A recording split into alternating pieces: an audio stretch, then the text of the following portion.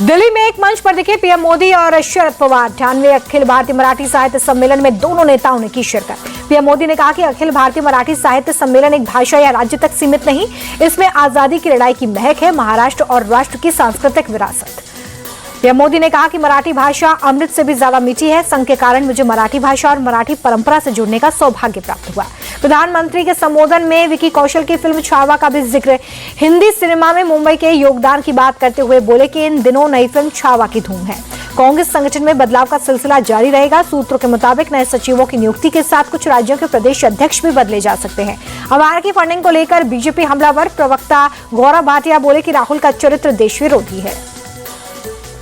BJP बोली कि कांग्रेस विदेशी ताकतों का सहारा ले रही है। विदेशी शक्तियां प्रधानमंत्री के खिलाफ साजिश रच रही हैं। उपराष्ट्रपति जगदीप धनखड़ बोले कि अमेरिकी राष्ट्रपति ट्रंप के खुलासे से हैरान हूं। हमारी चुनाव प्रणाली की शुद्धता को कम करने और खराब करने की साजिश हुई। उपराष्ट्रपति बोले कि अमेरिकी फंडिंग की बात बिल्कुल ठीक है, हमें इसकी तह तक जाना चाहिए, पता लगाना चाहिए कि वो कौन लोग हैं जिन्होंने देश पर ऐसे हमले को स्वीकार किया। एक्शन मोड में दिल्ली की मुख्यमंत्री रेखा गुप्ता, पीडब्ल्यूडी और जल बोर्ड के अधिकारियों की मीटिंग। खराब सड़कों और पानी को लेकर बात हुई। 24 फरवरी से शुरू होगा दिल्ली विधानसभा का सत्र। 25 फरवरी को कैग रिपोर्ट पेश होगी। दिल्ली में रेखा गुप्ता सरकार का बड़ा फैसला। सीएम के पुराने निजी स्टाफ की सेवाएं खत्म कर दी गई हैं। आतिशी का बीजेपी सरकार पर अटैक। मुख्यमंत्री रेखा गुप्ता से पूछा, महिलाओं के खाते में पैसे कब आएंगे?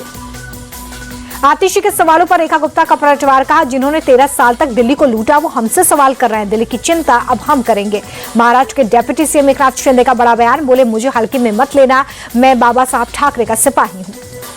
शिंदे बोले कि 2022 में मुझे हल्के में लिया गया था, मैंने सरकार पलट दी, मुझे हल्के में लेने की भूल मत करना। ये इशारा जिसे समझना है वो समझ ले। एकनाथ शिंदे को बम से उड़ाने की धमकी मिलने के मामले में एक्शन। मुंबई क्राइम ब्रांच ने बुल्ढाना से 2 संदिग्धों को हिरासत में लिया। बम से उड़ाने की धमकियों पर शिंदे बोले कि ऐसी धमकियां पहले भी मिली हैं, मैं इनसे डरने वाला नहीं।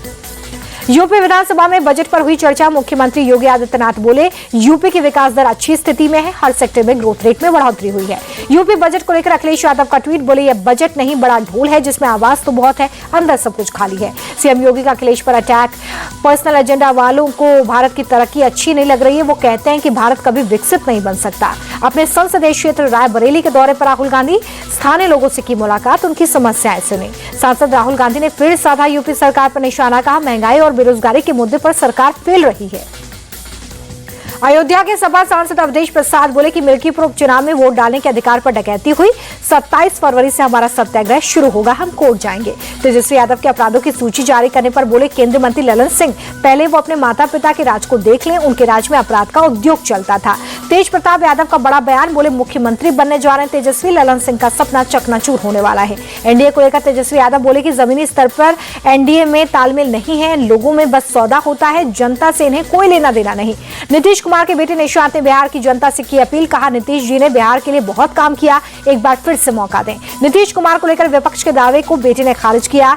बोले, नीतीश जी पूरी तरह से स्वस्थ हैं, अपने चुनाव लड़ने के सवाल पर खामोश रहे। प्रधानमंत्री ने स्कूल ऑफ अल्टीमेट लीडरशिप के पहले संस्करण का उद्घाटन किया। भारत मंडपम में पीएम मोदी के साथ भूटान के प्रधानमंत्री भी मौजूद रहे। पीएम मोदी बोले कि school of ultimate leadership Bharat की सोशल लाइफ की सोल बनने वाला है। भविष्य युवा साथियों का इंतजार कर रहा है। हाथरस भगदड़ मामले में न्यायिक आयोग ने राज्य सरकार को रिपोर्ट सौंपी। 2 जुलाई 2024 को सत्संग में भगदड़ होने की वजह से 121 लोगों की मौत हुई थी। हाथरस भगदड़ कांड में भोले बाबा और नारायण सरकार हरि को न्यायिक जांच आयोग की तरफ से क्लीन चिट मिल गई है। सूत्रों के मुताबिक बाबा की सीधी गलती नहीं पाई गई। न्यायिक जांच आयोग ने अपनी रिपोर्ट में हाथरस पुलिस की जांच को सही बताया। जल्दी विधानसभा के पटल पर रखी जाएगी रिपोर्ट। संभल हिंसा पर एसआईटी के चार्जशीट में बड़ा खुलासा। उपद्रवियों के निशाने पर थे हिंदू पक्ष के वकील। एसआईटी ने चार्जशीट में कहा कि हिंसा भड़काकर सर्वे को रोकना मकसद था। वकील विष्णु शंकर जैन को मारने की साजिश थी। रमजान के महीने को लेकर तेलंगाना सरकार का बड़ा ऐलान। पूरे महीने 24 घंटे दुकानें खोलने की दी इजाजत। एक्टर और एमएनएम चीफ कमल हसन ने हिंदी भाषा को लेकर फिर दिया बयान। कहा, तमिलनाडु ने हिंदू थोपने जाने को देखा है। इस भाषा के लिए लोगों ने अपनी जान दी है। लोग जानते हैं उन्हें किस भाषा की जरूरत है। इंडियाज गॉट टैलेंट मामले में आरोपी यूट्यूबर आशीष चिंचलानी की याचिका पर सुप्रीम कोर्ट ने महाराष्ट्र और असम सरकार को नोटिस भेजा। सभी एफआईआर को एक जगह ट्रांसफर करने की मांग की गई थी। राखी सावंत को साइबर सेल का समन मिला है। 27 फरवरी को बयान दर्ज कराने के लिए कहा। 28 फरवरी तक पुलिस हिरासत में न्यू कोऑपरेटिव बैंक मामले में गिरफ्तार तीनों आरोपी। गुरुवार को ईओडब्ल्यू ने तीसरे आरोपी अभिमन्यु की गिरफ्तारी की है। गाजियाबाद के मुरादनगर में अवैध कॉलोनी पर जिला प्रशासन का बुलडोजर, भारी पुलिस बल की तैनाती के बीच कार्रवाई हुई। बिहार के सासाराम में 10वीं की परीक्षा के दौरान हुआ विवाद, बदमाशों ने 2 छात्रों को गोली मारी, एक छात्र की मौत। जम्मू कश्मीर के कटरा और वैष्णो देवी में बर्फबारी, पहाड़ों पर बर्फ की सफेद चादर।